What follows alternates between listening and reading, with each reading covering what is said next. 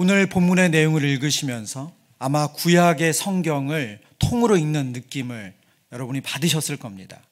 스데반은 지금 산헤드린 공회에서 신문을 받으면서 그들이 묻습니다. 너가 율법을, 너가 성전을 훼손하는 일을 했다고 고소하는 그것에 대해서 이것이 사실이냐라는 이 고소를 받고 오늘의 이 성경을 통해서 복음을 전하는 메시지를 전합니다. 저는 이 말씀을 읽으면서 우리가 영화를 볼 때나 드라마를 볼 때 한 사람의 얼굴이 가까이 가면서 그 얼굴이 커지는 그런 기법이 있죠. 줌인이라고 하죠. 촬영기를 위치를 고정해 놓고 줌 렌즈의 초점 거리를 조절해서 피사체에 접근해 가는 것처럼 보이도록 하는 촬영 기법입니다.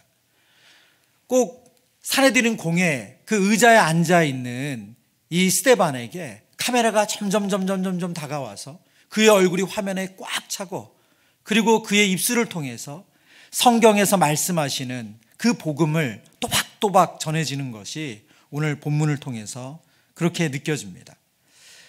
저는 이 본문을 묵상하면서 바울이 에베소서 3장에서 이런 말을 하고 이런 말씀을 전하고 있거든요. 믿음으로 말미암아 그리스도께서 너희 마음에 계시게 하시옵고 너희가 사랑 가운데서 뿌리가 박히고 터가 굳어져서 에베소 성도들을 위해서 기도할 때 바울의 기도입니다. 믿음으로 말미암아 그리스도께서 너희 마음에 계시게 하시옵고 너희가 사랑 가운데서 뿌리가 박히고 터가 굳어져서 꼭 오늘 본문의 스데반의 모습을 그대로 말하는 것 같습니다. 그리스도께서 그 마음에 계시고 그리스도 터 위에 기초를 둔 믿음을 가진 스데반, 이 모습이 오늘 바울의 꼭 기도에 나오는 스데반의 모습과 같습니다. 사도행전 6장 7장에 등장하는 스데반은 성경의 전체로 보면 정말 짧은 부분을 차지하지만 그 믿음과 본 그리고 그가 전한 이 메시지는 아주 강력합니다. 오늘은 그가 전한 복음, 그의 메시지에 담겨있는 영적인 진리를 통해서 우리가 함께 은혜 받기를 원합니다. 첫 번째는 스데반의 설교는 구원은 하나님의 주도로 이루어진다는 것을 우리에게 알려주고 있습니다. 2절 3절의 말씀, 스데반이 이르되 여러분 부형들이여 들으소서. 우리 조상 아브라함이 하란에 있기 전 메소포다미아에 있을 때에 영광의 하나님이 그에게 보여 이르시되 내 고향과 친척을 떠나 내가 내게 보일 땅으로 가라 하시니. 스데반은 이 복음의 메시지, 설교를 시작하면서 어떻게 보면 그가 받는 신문에 대한 대답이죠. 그 대답을 하면서 가장 첫 번째로 하는 이야기가 무엇이냐면 영광의 하나님이 아브라함에게 먼저 나타나셔서 그에게 명령하셨다라고 말씀을 시작합니다. 아브라함은 그 자리에 있는 모든 유대인들의 조상이라고 믿는 사람입니다. 그런데 그 아브라함에게 먼저 하나님이 찾아오셔서 그에게 명령하셨다, 이렇게 말씀하고 있습니다. 하나님께서 아브라함을 살고 있는 땅에서 불러내셔서 하나님의 백성이 되게 하셨고 하나님의 백성된 공동체를 이루게 하셨습니다. 여러분, 이것이 하나님의 백성들의 모임의 시작이고 교회의 시작입니다. 스데반의 설교에는 창세기에 등장하는 모든 족장들을 그 순서대로, 시간의 순서대로 열거하지 않습니다. 오늘 본문에 보면 아브라함과 요셉에 집중해서 하나님께서 주도적으로 구원의 역사를 이루어 가셨음을 설명합니다. 9절 10절 말씀입니다. 여러 조상이 요셉을 시기하여 애굽에 팔았더니 하나님이 그와 함께 계셔 그 모든 환난에서 건져내사 애굽 왕 바로 앞에서 은총과 지혜를 주심에 바로가 그를 애굽과 자기 온 집의 통치자로 세웠느니라. 요셉은 그의 형들의 시기로 애굽에 팔렸지만 하나님께서 요셉과 함께 하셔서, 하나님이 요셉과 함께 하셔서, 그와 함께 하셔서 그를 애굽의 지도자로 세우셨다라고 말씀합니다.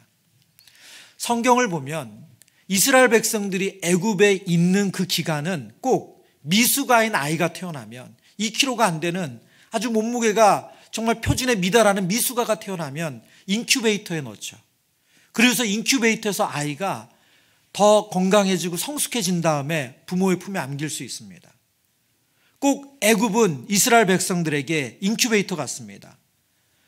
오늘 스데반은 설교에서 애굽에 들어갔던 야곱의 가족을 75명이라고 이야기하는데 그 적은 인원이 거대한 민족이 되는 그들이 출애굽할 때는 200만 명이 넘는 민족이 됐다고 말하는데, 거대한 민족이 될 수 있도록 그들을 몸집을 키우고 그들의 숫자를 키우는 그런 인큐베이터 역할을 합니다. 30절에 보면 40년이 참에 천사가 시내산 광야 가시나무 떨기 불꽃 가운데서 그에게 보이거늘 이라고 말합니다.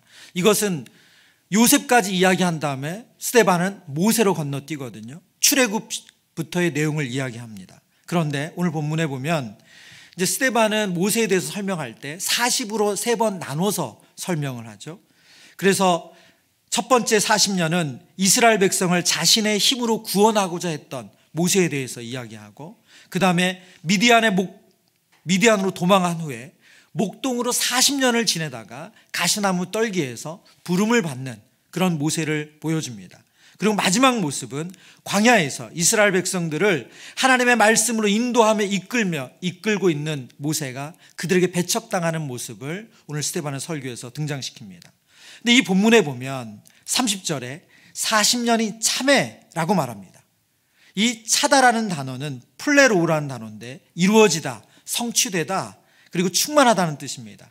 하나님은 하나님의 때를 기다리시고 그리고 그 때를 주도하고 계시다가 가장 적절한 때에 모세를 만나셔서 하나님의 뜻을 성취하신다는 것입니다. 구원은 우리가 이루어가는 것이 아니라 하나님이 주도하시고 하나님이 이루어가시는 일입니다. 여러분, 그래서 구원은 철저히 하나님의 은혜예요. 사도행전 15장 11절에 그러나 우리는 그들이 우리와 동일하게 주 예수의 은혜로 구원받는 줄을 믿노라.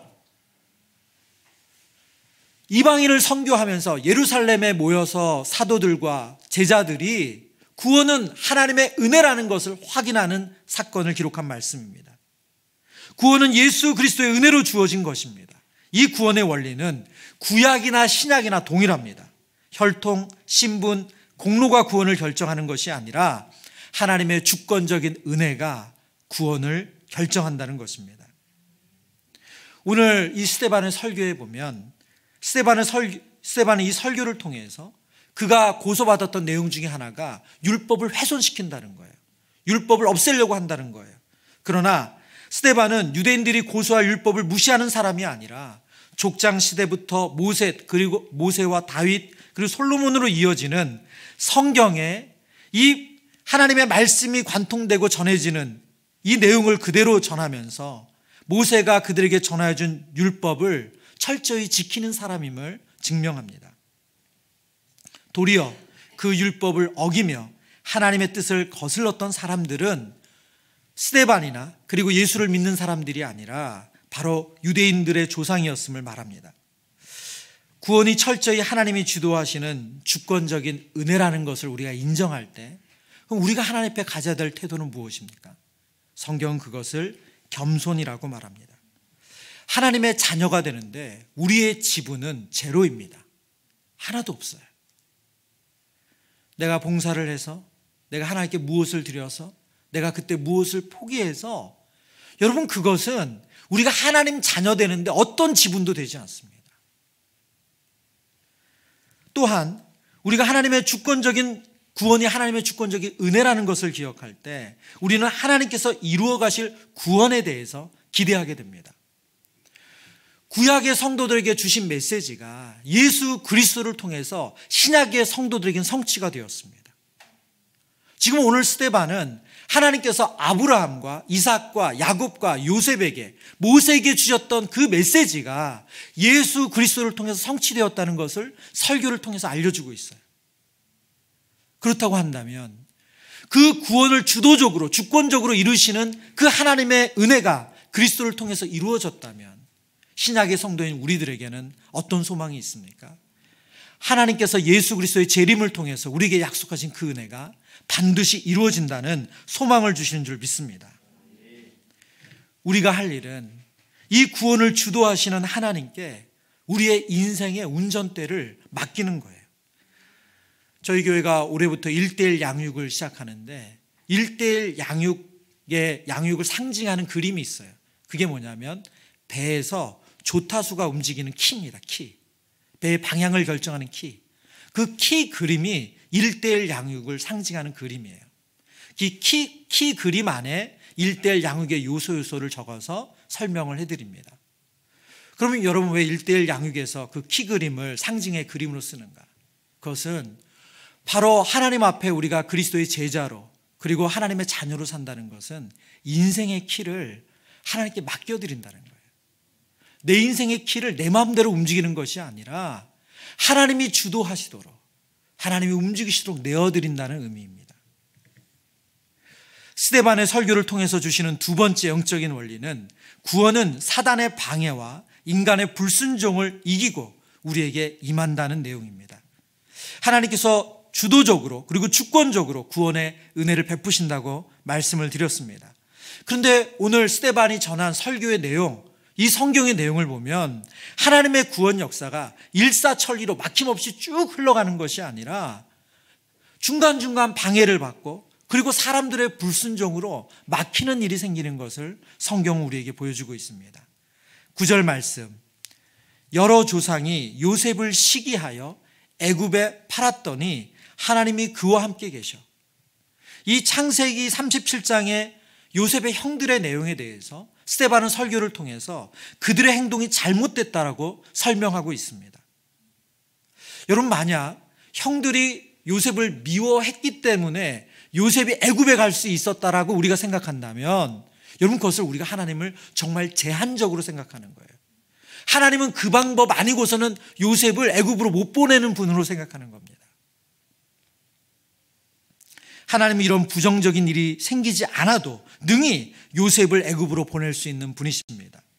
요셉을 죽이려는 행동, 그를 팔아넘기려는 행동은 하나님의 구원 역사를 방해하는 행동이라는 거예요. 18절, 19절 말씀을 볼까요? 요셉을 알지 못하는 새 임금이 애굽 왕위에 오르매 그가 우리 족속에게 교활한 방법을 써서 조상들을 괴롭게 하여 그 어린 아이들을 내버려 살지 못하게 하려 할세. 출애굽기 1장의 내용이죠. 요셉을 알지 못하는 바로가 나타나서 야곱의 가족, 그 히브리 민족이 점점 큰 민족을 이루는 것을 두려워해서 그는 남자아이들이 태어나면 다 죽이도록 명령합니다. 나일강에 던지죠. 하나님께서 아브라함에게 어떤 약속을 하셨습니까? 내가 너로 큰 민족을 이루게 하겠다. 창세기 15장에는 그것을 구체적으로, 그래서 400년간 애굽에 너희가 종로로 타다가 다시 돌아올 것이라고 하나님께서 미리 예언해 주셨어요. 하나님의 구원의 역사, 이 구원의 역사를 애굽의 바로왕이 방해하고 있는 것이죠. 39절 40절의 말씀입니다. 우리 함께 읽어보겠습니다. 우리 조상들이 모세에게 복종하지 아니하고자 하여 거절하며 그 마음이 도리어 애굽으로 향하여 아론더러 이르되 우리를 인도할 신들을 우리를 위하여 만들라. 애굽 땅에서 우리를 인도하던 이 모세는 어떻게 되었는지 알지 못하노라 하고. 아멘. 아멘. 출애굽한 이스라엘 백성들은 하나님이 세우신 모세에게 복종하지 않을 뿐 아니라 눈에 보이는 우상을 만들어서 하나님을 배신합니다. 그들은 다시 애굽으로 돌아가야 된다라고 말하죠. 하나님의 구원 계획을 방해하는 그들의 모습을 봅니다. 스데반은 지금 산헤드린 공회에 앉아있는 유대인들에게 그들의 조상이 아브라함이고 그들은 모세가 준 율법을 준수하고 있다고 확신에 가득 차 있는 그들에게 지금 찬물을 끼얹고 있습니다. 당신들은 불순종의 아들들이다. 우리는 불순종하는 조상의 자녀들이다. 우리가 특별해서, 우리가 순종적이어서 구원을 받는 것이 아니라 하나님은 사단의 방해, 우리의 불순종에도 불구하고 그 모든 것을 이기시고 우리에게 구원을 베풀어 주셨다는 것을 알려주고 있습니다. 여러분, 이 말씀을 통해서 우리가 발견하는 하나님의 모습은 어떤 분이십니까? 하나님의 크고 놀라운 사랑을 우리는 깨닫게 됩니다.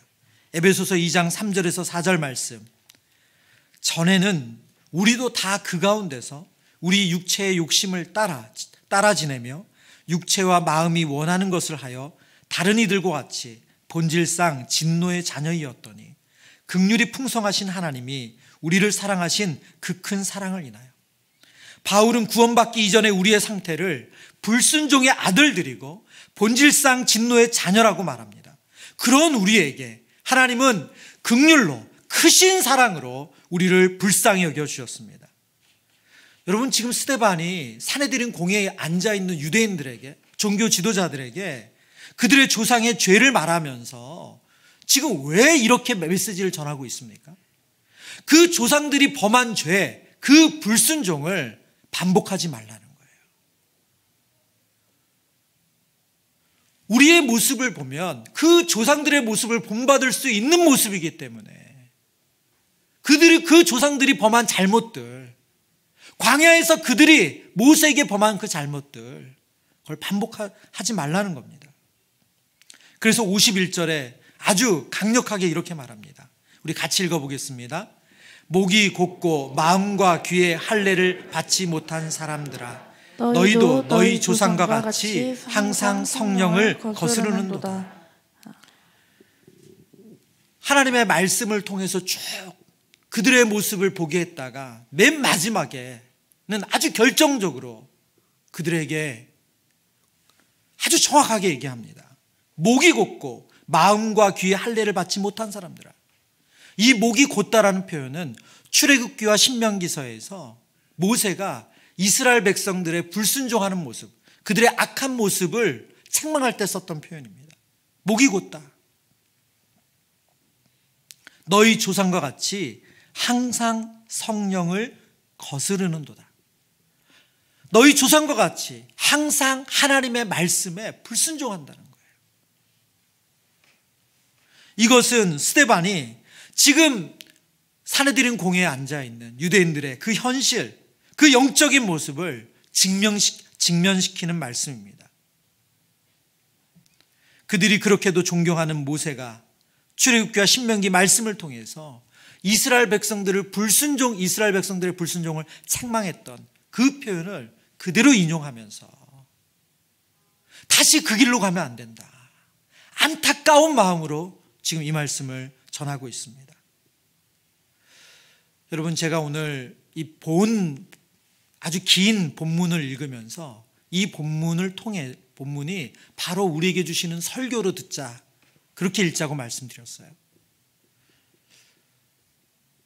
스데반의 입장이 아니라 유대인의 입장에서 이 설교를 우리가 똑같이 듣는다면 저와 여러분은 목이 곧은 백성 아닙니까?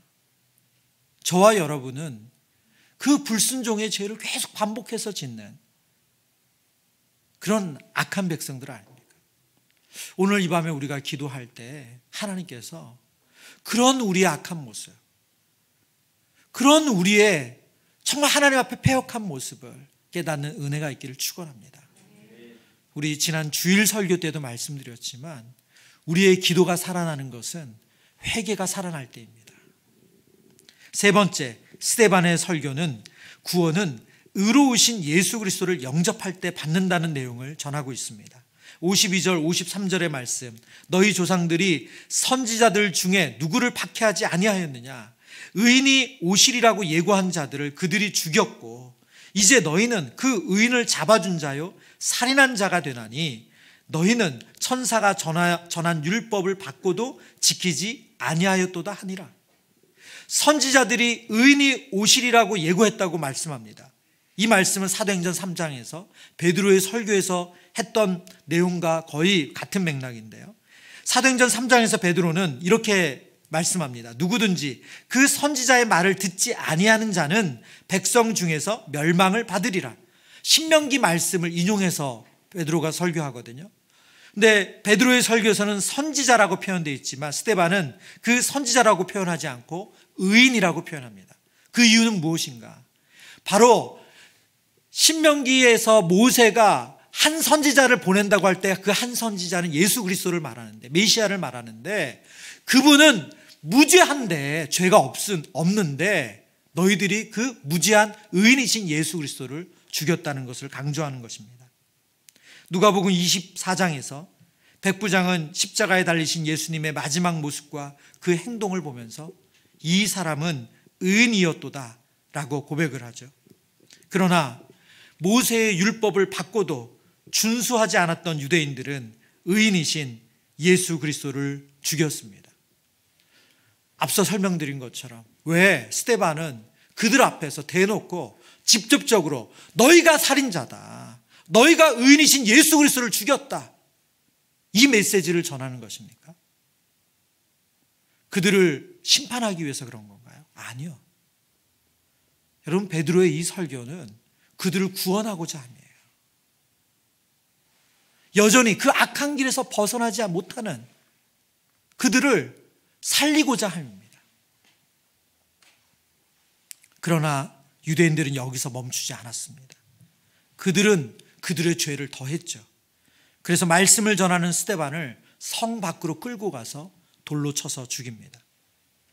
여러분, 성경에 쓰인 성 밖으로 나가서 그를 죽였다는 표현을 히브리서 13장에서 우리가 똑같이 보게 되는데요. 히브리서 13장 12절 13절입니다.